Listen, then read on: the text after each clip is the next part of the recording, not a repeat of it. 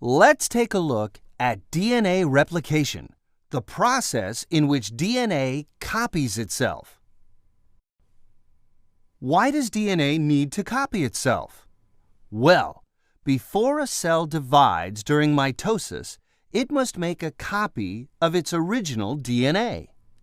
This ensures that both resulting daughter cells will have DNA that is identical to the original cell's DNA.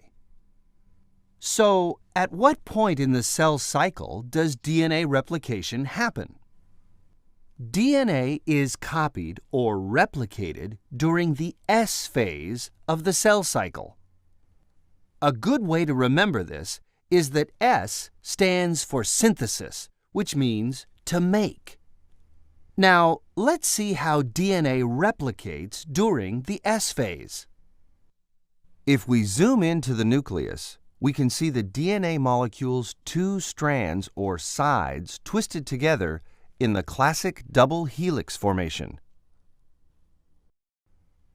The two strands are connected by hydrogen bonds between their nitrogenous bases. The first step of replication begins with an enzyme called DNA helicase. The suffix ase or ACE tells you right away that helicase is an enzyme. Helicase unwinds and then separates the two sides of the DNA molecule by breaking the hydrogen bonds between their nitrogenous bases.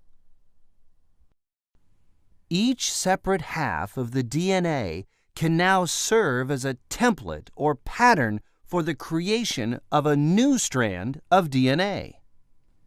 This separation exposes all of the nitrogenous bases on both sides of the DNA to the environment within the nucleus, where free nucleotides are present. This brings us to the second step in DNA replication, the creation of two new identical DNA strands. An enzyme that assists in this process is called DNA polymerase. It adds free nucleotides available in the nucleus to the original template strands. DNA polymerase does this by creating new hydrogen bonds between the available nitrogenous bases of the free nucleotides and those on both sides of the original DNA molecule. New nucleotides are added to the template strands following the base pair rule of nitrogenous bases. Remember, in DNA, adenine always bonds with thymine, thymine always bonds with adenine, guanine always bonds with cytosine, and cytosine always bonds with guanine. So, these newly attached nucleotides form a mirror image or complementary strand on each template strand of the original DNA. As a result of this replication process, two duplicate molecules of DNA are produced from the original DNA molecule. With DNA replication now completed, the cell is ready to begin mitosis. We will cover mitosis in another video. In summary, DNA replication is a process in which DNA duplicates itself, making an identical copy. Replication occurs during the S phase of the cell cycle when a somatic cell is preparing to divide. DNA replication is necessary so that the two daughter cells produced after mitosis both have DNA that is identical to each other and identical to the DNA in the original cell.